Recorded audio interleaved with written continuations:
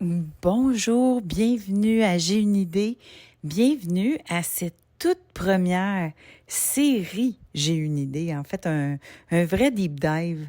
Euh, je vous en ai parlé quelques fois que j'avais envie de faire des deep dives et c'est fait. Alors, si vous avez aimé ça, j'ai déjà des gens qui m'ont écrit pour m'en parler.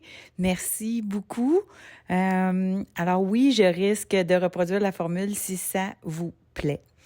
Alors, bienvenue à cette troisième partie finale sur ma lecture du livre de Britney Spears, mon survol de sa carrière avec vous, commenté avec mon œil de productrice, celle qui... je suis capable de deviner ce qu'on raconte pas.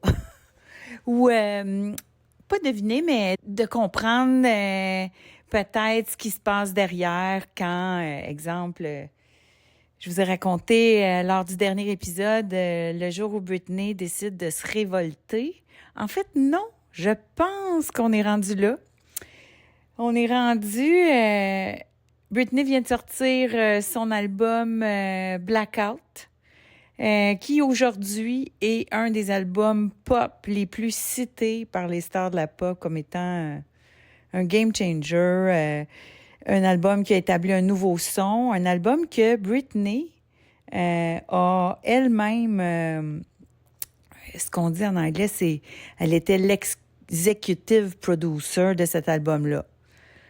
Ça veut peut-être dire ça, que c'est elle qui payait pour son album, puis ensuite elle le licençait à la compagnie de disques. Alors, on a survolé aussi le fait qu'elle, pendant ce temps-là, a probablement payé pour l'album de Kevin Federline. Puis là, j'ai ri parce que j'ai vu un commentaire là, sur le web où je pense qu'elle dit dans son livre, c'est que les commentateurs ont dit, c'est celui qui va pouvoir se vanter d'être un no-hit wonder. Tu sais, l'expression one-hit wonder. Pour Kevin Federline, on disait qu'il était un no-hit wonder parce qu'évidemment, son album, ça a été un flop, ça n'a pas fonctionné. Lui, il pensait qu'il allait être une star mondiale. Il a laissé tomber Britney comme une vieille sacoche alors qu'elle venait d'accoucher de leur deuxième enfant. Et là, c'était la spirale, là, et le fond pour Britney Spears. Alors, c'est là qu'on était rendu. Mon nom est Jeannie Duquette. Je suis l'executive producer de J'ai une idée. Je suis avocate, productrice, gérante d'artistes. Aujourd'hui, je suis conseillère stratégique ou voyante. C'est ça long. Dernière proposition, parce que prédire les tendances puis savoir ce qui va arriver, c'est de l'expertise au fond, parce que quand on a déjà traversé certaines situations, c'est pas tant de la voyance que de savoir qu'est-ce qui se passe après. C'est ce que des clients nous disent des fois quand on dit, ben là, il va arriver ça. Mais comment tu sais ça? Ben, parce que ça vient avec. Enchantée de vous retrouver. Donc, on explore la carrière de Britney Spears. On est rendu au moment où elle sort Blackout, la spirale. Vous avez probablement vu ça. Elle a les cheveux rasés. Elle frappe sur la voiture de Federline. Elle a perdu le contrôle, probablement en postpartum. Elle ne peut plus voir ses enfants. Federline fait des menaces. Et alors que la presse était très critique à son endroit et ses frasques à elle pendant qu'elle était avec lui, puis très critique de lui, ce qui a été dit dans les journaux, elle dit pas. Est-ce que je l'ai lu entre les lignes? On peut, dans une chicane de divorce où quelqu'un veut obtenir un gros montant d'argent, les premières pages de journaux qui disent qu'une personne est en totale perte de contrôle, peut-être que tu vas t'en servir, hein, si t'es un mari qui pense qu'il va être une star mondiale. Alors, tout ça pour dire que ça a été dévastateur dans sa cause de divorce pour elle. Et là, il y a eu la police qui était appelée chez elle, puis c'est à peu près dans le même temps où Michael Jackson est décédé, me semble. Alors, c'était un peu, les nouvelles étaient catastrophiques. On apprend que Michael est décédé. Après ça, la police qui est appelée chez Britney. C'est comme, c'est dans l'air. Ils ont peur que, je pense que le décès de Michael, là, tu te dis, mon Dieu, est-ce qu'il y a une autre star qu'on va échapper? Alors, son père arrive à la rescousse, mais elle n'est pas proche de ses parents à cette époque-là. Pour elle, son père, c'est un alcoolo. Qui s'est pas occupé vraiment de la famille, c'est ce qu'elle dit dans son livre, là, et qui a été absent, et là, oups, il vient à la rescousse, vient cette mise en place d'une tutelle qui a duré 13 ans, comme on en a parlé au dernier épisode. Et pendant ces 13 ans-là, Britney continue sa carrière à travailler à un rythme effréné. Donc, c'est ça sur quoi elle revient souvent quand elle critique sa tutelle. Je travaillais, elle a fait des tournées mondiales, elle a été en vedette dans des commerciaux, elle a fait des caméos dans des émissions, elle a vraiment pas arrêté, une résidence à Vegas, performe sur scène, etc. Puis là, elle dit, est-ce que j'étais si malade, si pas capable de prendre soin de moi, que je suis capable de faire ça? Que je suis capable de faire des tournées de fou, travailler, parce que les shows qu'elle fait, c'est des shows à grand déploiement. Il y a énormément de répétitions et de travail derrière. Des grandes tournées mondiales, là, c'est pas qu'une petite affaire. Ça coûte des millions à produire. Et les revenus sont des millions. Elle calcule dans son livre à un moment donné qu'une de ses résidences à Vegas, les recettes, c'est 180 millions. Ça, c'est juste une de ses résidences. Mais je pense qu'elle a fait 2 tournées mondiales. Ensuite, elle a fait des résidences. Puis c'est lors de l'annonce de la 2e résidence, l'événement de sa rébellion. Et c'est disponible sur le web. Vous pouvez aller le voir. Il y a une grosse annonce qui va être faite à Vegas. À un moment donné, elle débarque de la limousine. Elle devait performer sur la scène, puis on devait annoncer cette résidence. Mais les fans s'étaient emparés de l'histoire. Le mouvement Free Britney était à son plein potentiel. Et elle passe tout droit, va pas sur la scène, elle va embrasser quelques fans, leur serrer la main et retourne dans la limousine et elle quitte. Elle ne voulait plus travailler autant. Elle ne voulait plus être sur les médicaments. Elle ne voulait plus être à la diète tout le temps. Alors, c'est ce qui a provoqué sa rébellion, mais aussi le fait qu'elle se rendait compte que les fans sur le web avaient commencé à parler de plus en plus, mais comment ça se fait si elle est capable de performer, si elle semble bien aller. À l'époque, elle sort avec Sam, qui va devenir son mari, là, qu'elle a eu récemment, mais dont elle est divorcée au moment où on se parle. Alors, elle semble bien aller. Évidemment, elle est médicamentée, elle est ultra monitorée, certain qu'elle va bien. Mais après ce refus-là, d'être allée annoncer sa nouvelle résidence, elle est internée à nouveau. Donc, on l'envoie dans un centre de désintox, quote unquote. Ça, c'est ce qu'elle nous raconte. Dans un centre de désintox à Beverly Hills, et elle prend pas, là. On a beaucoup dans son livre, là, beaucoup de récits de cette période-là où elle ne comprend pas pourquoi elle est là. Parce que pour elle, elle fait tout ce qu'on lui dit de faire. Puis pour elle, on la traite comme une criminelle.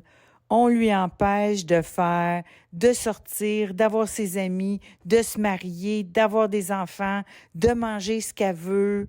Et on l'a remis en désintox selon sa version à elle, seulement parce qu'elle prenait des suppléments énergisant donné par son entraîneur. Donc, quelque chose qu'on pourrait acheter chez... Est-ce que c'est de la créatinine ou est-ce que... Bref, c'est quelque chose qu'elle n'était pas supposée de prendre. Puis elle a dit, c'est un produit naturel qui est vendu, puis c'est juste un boost.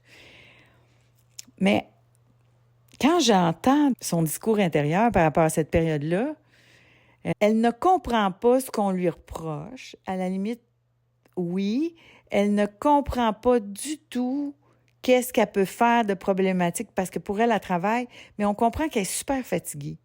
Puis qu'une autre résidence, ça ne tentait pas nécessairement. Puis elle est fatiguée, en fait, de la discipline que ça demande d'avoir le métier de performer de haut niveau comme elle l'est. Puis ça, c'est vrai pour tous les performers. Ils ont un régime là, de vie quand ils vont faire des tournées ou qu'ils ont des séries de spectacles. C'est une vie très régimentée, surtout ceux qui durent. Donc, tu sais, Sting est zen, Madonna a fait du yoga, s'entraîner, etc. Pink, elle est en shape, ça coche. Donc, parce que c'est très, très physiquement demandant. Il y a énormément de sacrifices à faire, justement. Tu peux pas manger ce que tu veux. Faut que tu gardes un poids, etc. Parce que, veux pas, tu vas avoir des dizaines, des centaines de milliers de paires de yeux sur toi tout le temps. Alors, tout ce qu'ils vont marquer, c'est chacun des détails. Faut que tu sois bien dans ton corps, bien dans ta tête pour soutenir ce regard-là. Donc, tout ce qui est avant demande énormément de discipline. Et de faire ça sans arrêt pendant 13 ans, être dans cette discipline-là, une tournée après l'autre, quand tu n'as pas de problème de consommation ou de santé mentale, peut-être que tu peux te laisser aller en 2 tournées, puis tu peux ne plus checker ce que tu manges, puis ne plus... Ce qu'on ressent, c'est qu'elle n'a pas eu ça. T'sais, elle n'a pas eu cette espèce de... Mais elle dit qu'elle ne comprend pas pourquoi et elle ne l'explique pas. Et ça, pour moi, c'est un indice quand même. Vous connaissez l'expression, hein? Il y a juste les fous qui ne savent pas qu'ils sont fous. C'est qu'il y a, dans toutes les pages de son livre, il n'y a pas de responsabilité d'assumer. Elle mentionne à un moment donné, c'est exigeant d'avoir des enfants, puis est-ce que j'étais toujours attentive à chacun de leurs besoins? Non. T'sais, est-ce qu'il y a eu des périodes où j'étais moins attentive à leurs besoins, que j'avais moins envie d'être avec eux? Ça m'est arrivé. En postpartum, ça arrive, ça. Fait qu'elle mentionne ça. Elle mentionne aussi, quand elle a rénové sa maison et qu'il fait 2 lines, elle dit qu'elle était peut-être un peu trop militaire puis qu'elle n'a pas bien exercé son leadership. C'est ce que ça veut dire, là. Mais tu sais, on n'est pas interné pour ça dans la vie, là. Alors, puis on n'est pas postpartum, peut-être pas s'occuper des enfants.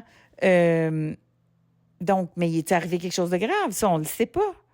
Mais ce qu'on sait, c'est qu'il y a eu, c'est ça, il y a eu une tutelle, puis elle est allée en désintox, etc. Fait qu'elle nous parle pas de consommation de drogue. Mais ça, c'est sûr. C'est sa version des faits, mais elle a quand même des agents, elle a des relationnistes, elle a quand même des gens qui gèrent sa carrière puis qui disent, Britney, va pas dire que tu fais A, B, C, D, E, F, tes fans vont moins t'aimer. Fait que, est-ce que elle n'est pas capable d'assumer aucune part de responsabilité? Si c'est le cas, c'est très clair qu'il y a un problème de santé mentale, là. C'est jamais de ta faute à toi, là, c'est que tu n'as aucune conscience. Donc, tu sais, la conscience de soi, c'est ça qui détermine le niveau de maîtrise de soi.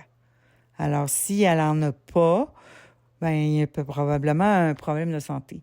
Ce qu'elle dit, par contre, à un moment donné, et ça, elle en parle à 2 ou 3 reprises, on peut imaginer ce qu'on veut avec ce qu'elle dit, là, mais elle dit que quand elle a tourné le film Crossroad, elle a comme un peu perdu la réalité.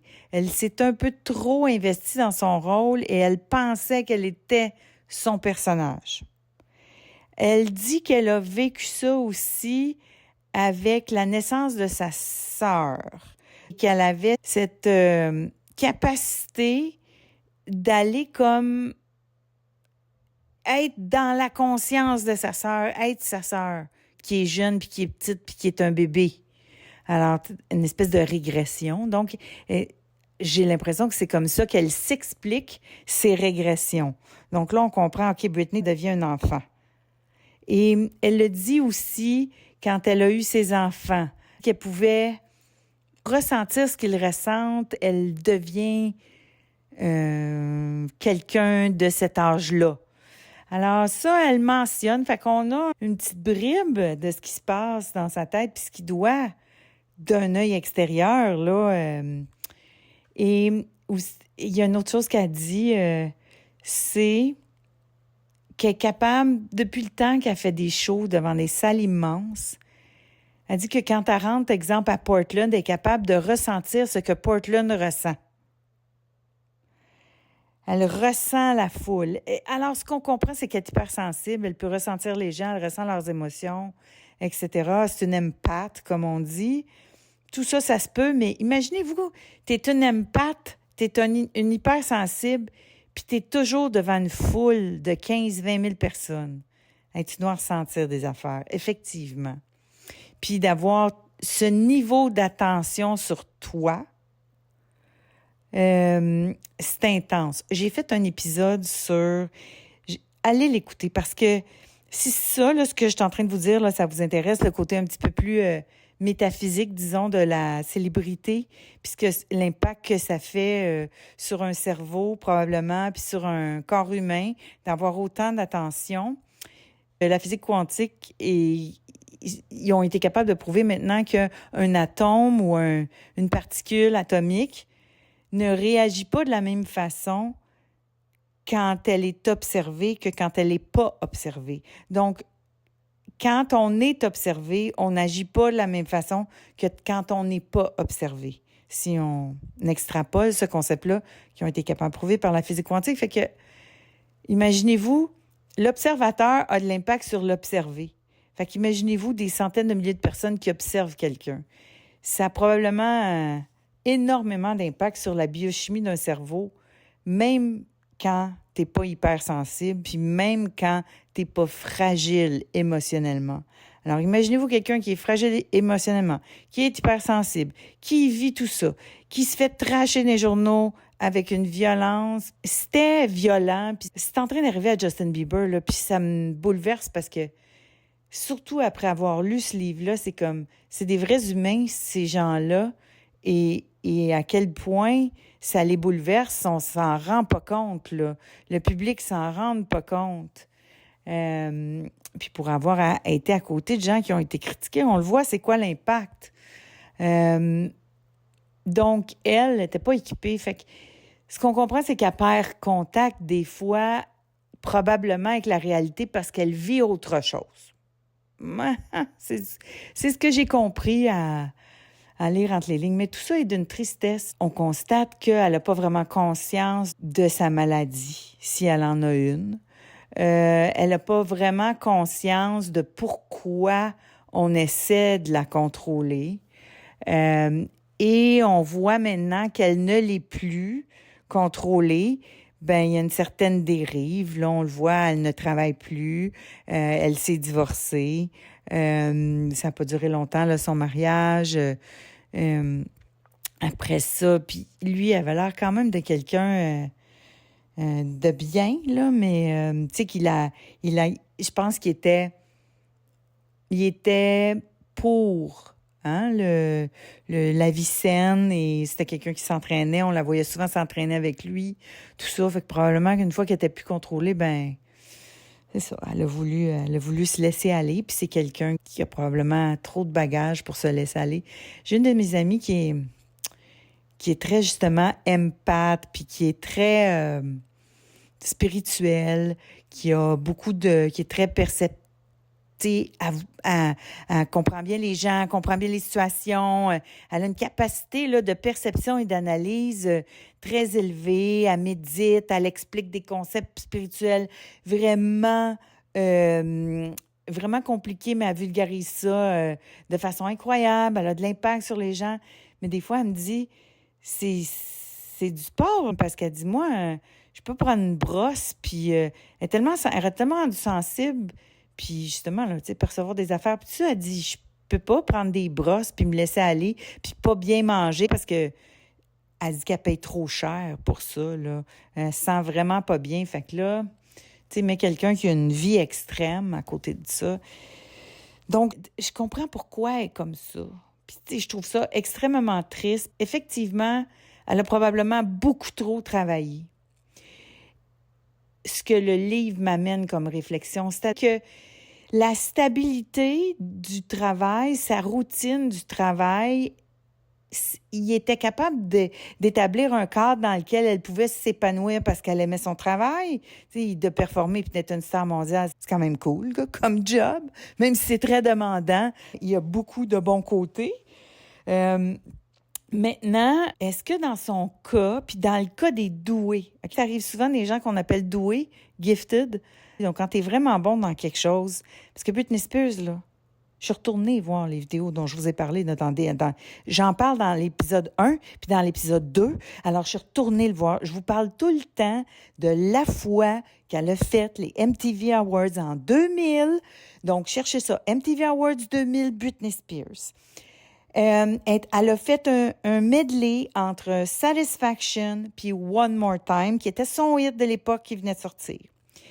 Et cette performance-là, je vous le dis, c'est la plus haute performance que j'ai jamais vue au MTV Awards parce que non seulement c'est une performance de quelqu'un qui est très en maîtrise de son art puis qui est très talentueuse, mais au niveau du girl power, là, je vous le dis, là, ça fait école. C'est tellement powerful dans tout ce qu'elle dégage. J'ai l'impression que c'est ça, c'est qu'elle dégage quelque chose qui est 1000 fois plus fort que ce qu'elle est.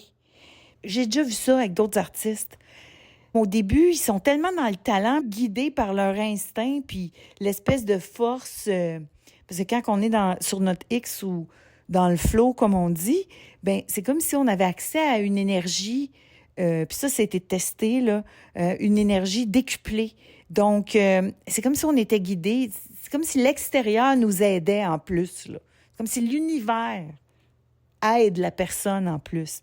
Alors, quand elle performe, là, ce soir-là, c'est que ça effectue deux choses, cette performance-là. Premièrement, je pense que c'est une de ses premières grandes performances à la télévision, mais aussi c'est ce qui va lui permettre de transitionner au niveau de son image, parce qu'elle a l'image de la petite écolière, qui dit qu'elle va rester vierge jusqu'au mariage, et la petite fille là, prude qui vient du sud des États-Unis. Mais cette transition-là, donc les acteurs enfants, les performers enfants, il y a toujours une grosse stratégie qui est faite par les maisons de disques et les maisons de gérance là, pour faire basculer la performer dans le monde des adultes, comme on a fait avec Miley Cyrus. Puis généralement, ça vient avec quelque chose de très fort, très puissant pour casser l'image que les gens ont d'elle. Alors, dans le cas de Miley Cyrus, peut-être vous en souvenir, c'est de passer de The Climb puis Hannah Montana à Miley qu'on connaît aujourd'hui. Ça a passé avec la boule, là, puis elle était tout nue sur sa boule, là. Bon, le titre de la chanson ne me viendra pas, mais je sais que vous savez ce que je veux dire, là. Alors, Miley Cyrus, ça a été toute une stratégie, puis il y a eu la performance aussi au MTV Awards avec Robin Thicke, qui est exagérée, qui a scandalisé les gens, etc., etc., mais ils s'attendaient à ça, puis ils l'ont préparée, elle, à ça. Pourquoi? Parce que Britney était passée au travers. Puis là, il y a Jojo Siwa aussi, dernièrement, qui a voulu casser son image. Mais Britney Spears, elle, ça n'a pas pris une grande stratégie, puis de la pub, puis du média, puis du marketing, puis tout ça. Elle a fait une performance et on n'a aucun doute de sa force, de son pouvoir badass quand elle performe, là. Je me suis dit, c'était tellement powerful, là. C'est ça qui a dérangé. C'est ça qui a fait que les médias se sont mis à frapper dessus. Malheureusement, ce qui est le plus dévastateur quand une femme de pouvoir prend son pouvoir, a de l'argent, prend le contrôle de sa vie, de sa sexualité, de ce qu'elle provoque chez les gens, on essaye de casser ça. Si vous voulez voir à quel point ils ont réussi à la casser, allez voir après l'entrevue avec Diane Sawyer qu'elle a faite, où Diane Sawyer lui pose des questions. Là, vous allez vous dire, ça a-tu du bon sens? Poser des questions comme ça, c'est tellement sexiste. Ça démontre tellement d'un discours misogyne qui a été intégré par toute une génération de femmes. C'est pas... même moi, je me dis, my God, comment ça, j'ai pas été scandalisée tant que ça de cette entrevue-là, parce que je pense que je l'avais vue à l'époque. Puis elle n'était pas capable de faire face à tout ça. Après cette performance-là, puis celle de l'année suivante, là, où elle était tellement powerful, puissante, parce que c'est le serpent l'année d'après, là. C'est ça. Donc, l'affaire, c'est qu'elle a intégré que ces critiques-là, c'était mérité. Et elle dit ça dans son livre. Tu sais, les gens me critiquent à cause de mon habillement, ça. Puis dans sa tête, elle doit se dire, j'ai pris une mauvaise décision de m'habiller comme ça. J'ai pris une mauvaise décision de faire cette chanson-là. J'ai pris une mauvaise décision. Elle doit penser qu'il y a quelque chose qu'elle aurait pu faire différemment qui lui aurait sauvé, tu sais, qui aurait évité les critiques, alors que non. C'est sa virtuosité qui a provoqué la critique. C'est sa quasi-perfection qui a attiré les regards sur elle, les critiques, la jalousie de Christina Aguilera. Et là, j'ai un potin. Oh my God, j'ai un potin. Parce que je suis allée fouiller un petit peu, là, cette semaine. En préparant cette troisième partie, je suis allée fouiller un petit peu sur le...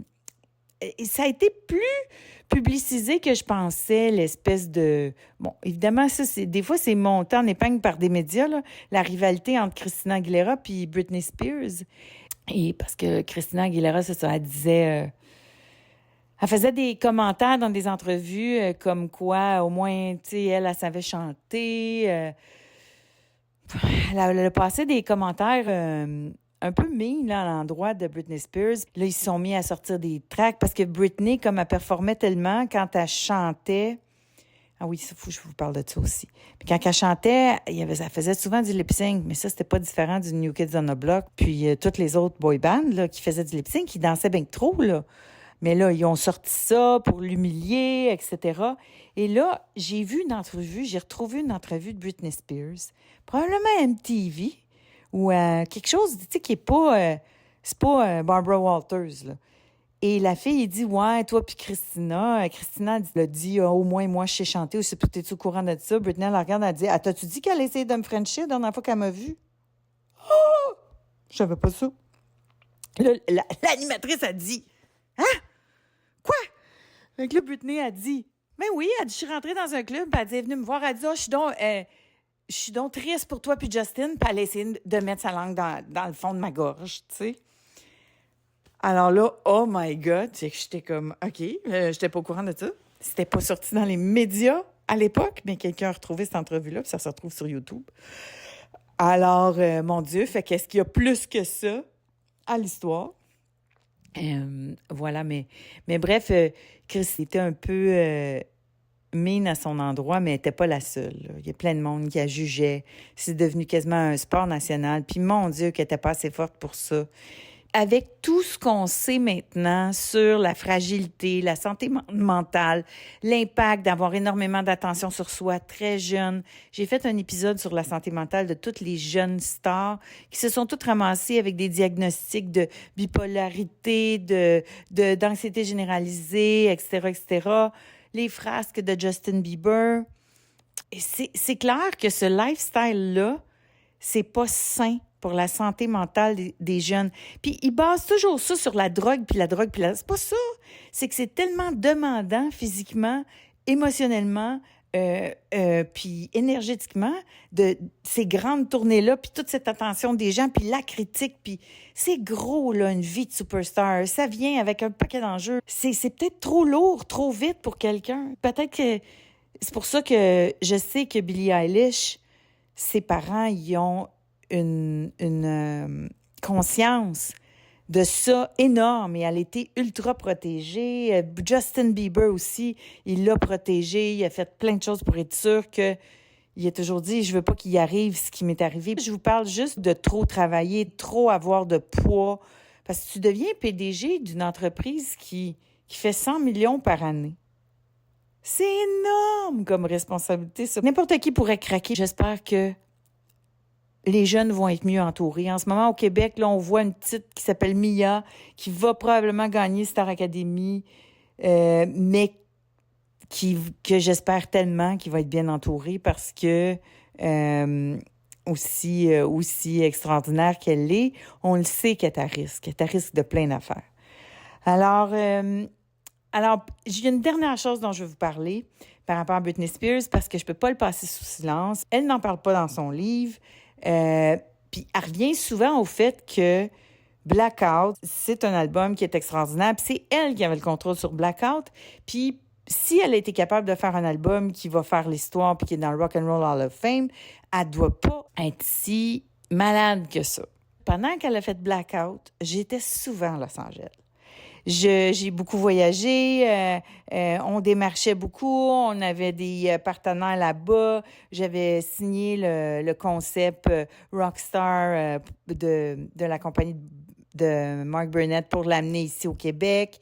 On avait Jonas qui avait justement fait les auditions de Rockstar in Excess. On travaillait avec Desmond Child sur des tunes. On est allé en studio où il y avait l'enregistrement de Meatloaf. On est allé chez Tommy Lee. Bref, on est allé faire beaucoup de démarchage là-bas, puis on s'est promené pas mal dans les studios d'enregistrement. Puis il y avait une rumeur qui était pas une rumeur pour les gens des studios d'enregistrement, mais je vais le dire, je vous raconte ceci juste pour votre divertissement.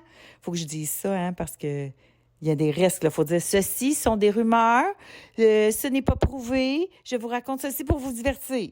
Donc, tout ça pour dire que ce qu'on entendait dans les studios là-bas, c'est que Britney, c'était pas Britney qui chantait. C'était plus Britney qui chantait, qu'elle était plus capable, qu'il y avait quelqu'un qui allait chanter puis remettre toutes les tracks à sa place. Puis l'histoire, là, c'est qu'à un moment donné, nous, on se l'est fait dire, mais il y a mon collègue qui était en studio une fois, puis une fille qui est rentrée, puis quand elle est rentrée, tout le monde en studio, il a dit « Everybody meet Britney Spears ». Puis la fille, c'était ce qu'on appelle un studio session singer. Puis bon, les gens disaient que c'est elle qui enregistrait. Mais est-ce que c'est une back vocalist qui venait mettre un paquet de fioritures autour? Parce que faire toutes les backs à l'époque sur les chansons, puis faire 3 tracks de back derrière chaque track, c'était beaucoup de travail. Je le sais, on l'a fait avec Jody Rester. Maintenant, avec la technologie, ils peuvent tout faire ça. Mais l'album Blackout, donc revenons à ça, l'album Blackout, ce que ça a introduit beaucoup, c'est l'usage de l'autotune, puis l'électronisation du son de la voix. Et c'est pas mal tout ça, l'album de Britney. Donc, parce que, moi, je m'imagine, t'es en studio, elle vient faire ses tracks, il n'y a pas de note sans note, la fille n'est pas aussi patiente que d'habitude. Elle dit à un moment donné, elle dit, j'étais là en studio, après 1 heure, c'était fini, je suis retournée chez nous. Ça veut peut-être dire qu'après 1 heure, ils ont dit, oui, on a tout ce qu'on veut, mais après ça, les réalisateurs, tout ça, ils ont tout passé les tracks dans les machines à autotune, là, qu'on appelle, qui vont mettre la note juste, etc. Avec la technologie, ça demande plus autant de virtuosité au niveau de la voix, là. Il y a beaucoup de choses qui peuvent se trafiquer électroniquement. Puis c'est ce qui a été fait dans Blackout. Fait que ouais, le fait qu'elle chante pas ou elle chante plus beaucoup, puis vous l'avez rarement vu hein, sur les réseaux sociaux, elle danse beaucoup, mais elle chante jamais. Puis la dernière tune avec Elton John, là, on l'entend où chanter? On l'entend pas? C'est juste moi qui l'entends pas chanter sa tune. Je suis comme, voyons. Puis là, elle a dit, j'ai fait une toune avec mon idole, puis etc. Puis là, j'écoute la chanson, puis je l'entends pas. Fait que je me dis, tu sais, peut-être, puis ça, là, c'est peut-être pas parce que, ça, c'est peut-être, là, un trauma, hein. Moi, j'ai connu, il y a des artistes qui, à un moment donné, avec la demande, des immenses tournées, tout ça, à un moment donné, le burn-out, là, vous savez, c'est quoi, hein? Le burn-out, c'est pousser son corps plus loin que ses propres limites, aller plus loin que ses propres limites. Et souvent, surtout au niveau mental. C'est-à-dire que le corps va dire, non, non, ça suffit, j'en ai fait assez, là. Ou non, non, ça suffit, tu as dépensé assez d'énergie. Non, non, ça suffit. Fait que quand tu vas constamment au-delà de tes propres limites, parce que souvent, tu as un mental fort et tu te pousses beaucoup toi-même, à un moment donné, c'est le corps qui lâche. C'est le corps qui fait, hey, excuse, mais non, c'est terminé. Et il y en a des chanteurs qui perdent la voix comme ça. Puis c'est pas une question de corde vocale. Ils vont chez le médecin, les médecins disent les cordes vocales sont parfaites. Il n'y a aucun problème, mais il n'y a plus de son qui sort. Et c'est parce qu'il y a du trauma, de la fatigue, des années d'accumulation. C'est peut-être ça qui est arrivé, là. Je sais pas. Peut-être que, justement, la maladie, le trauma, le trop-plein, le trop, ça a fait que elle a perdu la capacité de chanter comme avant. C'est une rumeur qui a été persistante là, et que j'ai entendue de nombreuses fois, puis là, je vois bien qu'elle chante pas. Fait que, puis elle dit, tu sais, dans son livre, elle dit, je vais peut-être chanter un jour, mais on s'entend là, son livre est encore avec son mari, qui semblait être un monsieur discipline autour d'elle. Là, elle est totalement laissée à elle-même. Je sais pas qui est dans sa vie. Les derniers Reels ou les dernières vidéos sur Instagram sont pas glorieux. Et là, il y a même toutes les fans qui disaient Free Britney. Puis moi, je me disais tout le temps, oui, mais il y a une raison. Ah oui, c'est la dernière chose que les gens doués, là, qui sont vraiment bons dans quelque chose, puis les jeunes, là, c'est que leur talent, c'est leur travail. Donc, c'est un rêve là, de devenir un performer puis d'être devant tout le monde, mais c'est leur travail. Et quand tu n'as pas développé d'autres passions, d'autres façons de vivre, d'autres choses qui te permettent d'être épanoui comme humain, j'ai l'impression qu'au début de cette seule, ils se sont dit, on va la faire travailler parce qu'elle se sent bien là-dedans. Mais il aurait fallu qu'elle trouve autre chose. On a l'impression que c'est tout ce qu'elle connaît, puis c'est tout ce qu'on lui a demandé de faire. Puis clairement, la fille, c'est ça, tu peux pas, comme être humain, tu sais, il y a du monde, là, tout le monde a des hobbies, tout le monde a d'autres passions, mais en tant que workaholic, puis gifted, puis je peux comprendre ça, cette espèce de tendance à toujours retourner dans ce que tu connais le mieux, c'est-à-dire quelque chose que tu maîtrises, puis que tu maîtrises bien, puis tu as l'impression que... Tu sais, je vais vous dire, moi, des fois, je me dis que... Je sais pas... Des fois, je sais pas comment faire autre chose que travailler. J'ai tellement été longtemps dans la survie. J'étais dans la survie super longtemps. Puis après ça, mais enfin, quand j'ai eu un travail que j'aimais, puis que financièrement, ça allait bien, mais j'étais PDG d'entreprise, puis vous le savez, les entrepreneurs, puis après ça, je suis devenue entrepreneur, j'ai eu une vie en montagne russe, je veux dire, j'avais pas de sécurité. Alors, soit que j'ai vécu une survie personnelle dans ma vie personnelle, ou une survie entrepreneuriale, donc encore, tu es toujours dans les priorités, dans les urgences, il y a toujours quelque chose à faire là, quand tu es entrepreneur, donc... À quelque part, tu te sens pas coupable de pas avoir autre chose dans ta vie parce que tu te dis, ben j'ai déjà plein d'affaires de par ma job.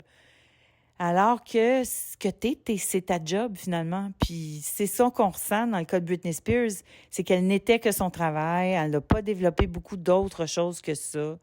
Elle nous dit à un moment donné qu'elle a donné des cours de danse à des jeunes, que ça y faisait du bien, mais ça s'est pas poursuivi.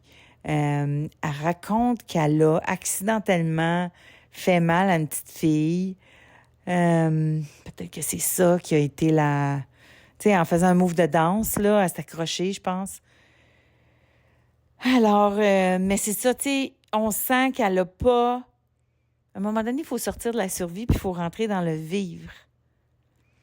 Mais ces jeunes enfants stars-là, doués, qui sont toujours juste dans leur travail, ils ont peu appris à vivre à l'extérieur de leur passion qui est leur travail. Et la plupart des grandes stars, celles qui durent, les Bono de ce monde, les Madonna, les Sting, là, Mick Jagger de ce monde, ont tous d'autres passions, d'autres entreprises, d'autres